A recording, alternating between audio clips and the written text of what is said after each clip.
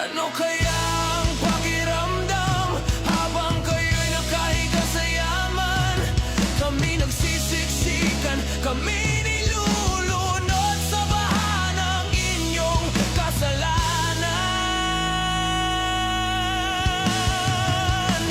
Kami nagbabayad ng buwis, pinaghirapan dugot, pawis. Ngunit bakit ninanakaw lang?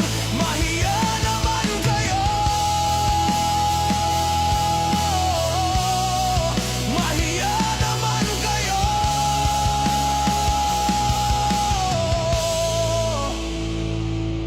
Ano kayang pakiramdam ng kontraktor na nakaupo sa mamahaling kotse?